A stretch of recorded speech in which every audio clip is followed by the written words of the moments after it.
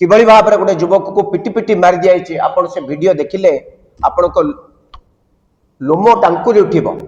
आशा करुँ भिडटी को चले ये लोम टांकुरा ये लोमहर्षणकारी घटना को आप देखिले राज्य में आईन श्रृंखला परिस्थिति आज संपूर्ण विपर्यस्त। दीर्घ 2 वर्ष हवा को जाऊँचे सरकार आसला डबल इंजिन सरकार राज्य में विकास त्वरान्वित करिबे बोली कहिथिले विकास 2 गुणा करिबे।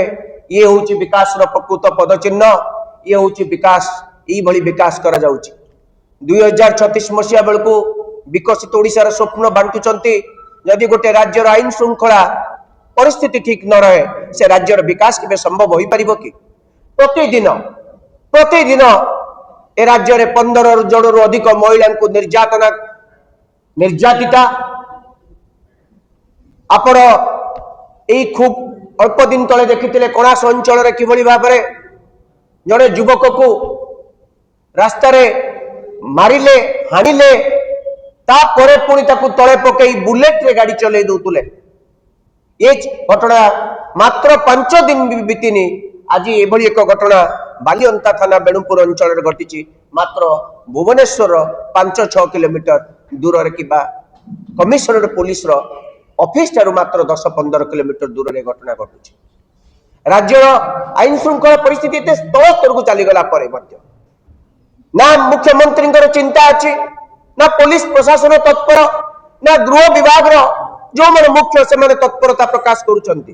गोटे पर गोटे घटना बढ़ी चली ओडिशा अत्यंत अशांत हो पड़ी। एभली परिस्थिति ए राज्य में केबे देखा दे नथिला।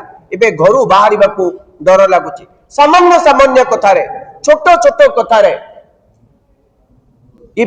लोके एबे निज हाथ को आईन को नहीं जाउचंती। आईन को भय नहीं पुलिस प्रशासन को भय नहीं कहारी भय नहीं। जो कथा भारतीय जनता पार्टी नेतृवर्ग माने विभिन्न सभा समिति रे प्रकाश करुचंती आज ठीक से भाव में तांको लोटे तांको बांधी तांको बाड़ी गुटे भारे धरी तांको बाड़ा चली जहा ए राज्य भारत वर्षर गृहमंत्री जो कथा कहउचंती सही कथाटी आज देखियो को मिलला बेणुपुर अंचल रे।